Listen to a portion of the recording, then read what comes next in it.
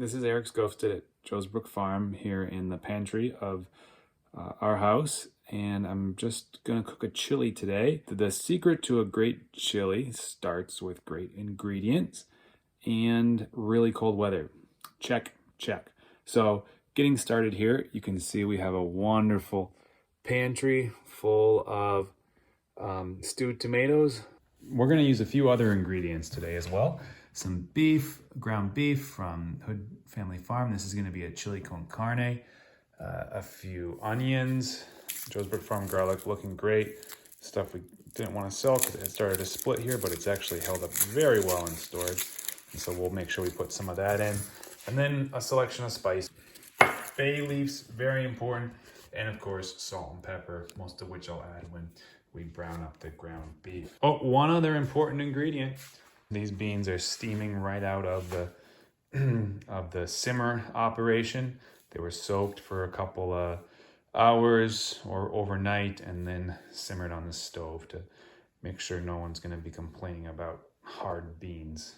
All right, I forgot to mention one of the most important ingredients to your chili is a really big pot. We're going to go ahead and frozen ground beef, just warm it up a little bit with some hot water. Perfect.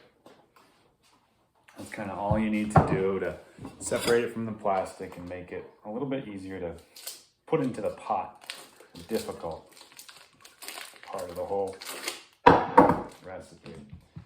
If you felt like it, you could thaw out your ground beef, but we're gonna cook this all so slow that it really doesn't matter.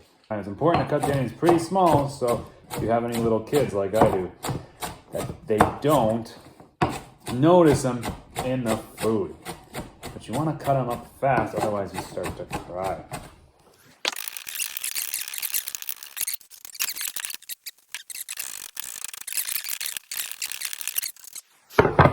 So, a couple cloves of garlic, nice looking stuff, right?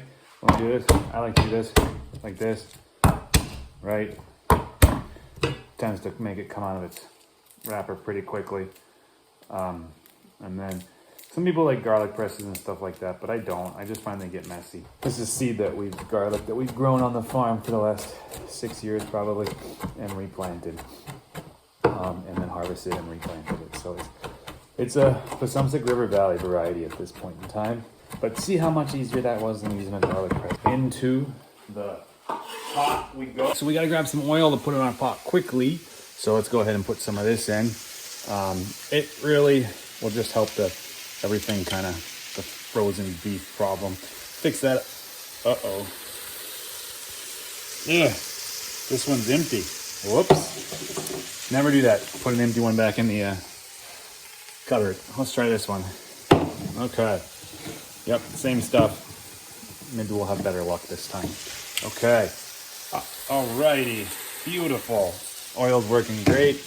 Let's stir that around. Alrighty, so just to survey the scene here, we're cooking away, adding some seasoning as we sort of scrub off a layer of the cooked beef just to get it all seasoned up. We've staged the tomato sauce, removing all the rims from the jars, sort of when they went into storage, so you don't have to muscle those off at this point in time. They can get sticky. And you'll notice in the background there's some tomatoes on the kitchen counter that are not big enough yet to well, put in the chili. All right, so just a quick demo on how I like to safely open a canning jar. We'll see how this goes. Kind of use a knife and my thumb, and I grab the jar like this, and then I just pop it up. So you're basically prying off of your thumb, and then I have to wait until my beef is done before I add it. We ended up using all 6 jars. There was room for it. And then once Harriet's done doing a little stirring, we'll go ahead and turn the pot on and add the last of the seasonings. The last of the seasonings are, of course, the bay leaves. Okay.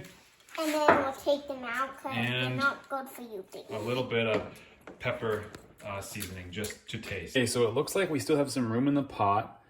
And so, what do we do when we still have room? We add another thing of tomatoes. So we're gonna let this simmer and we will enjoy it later.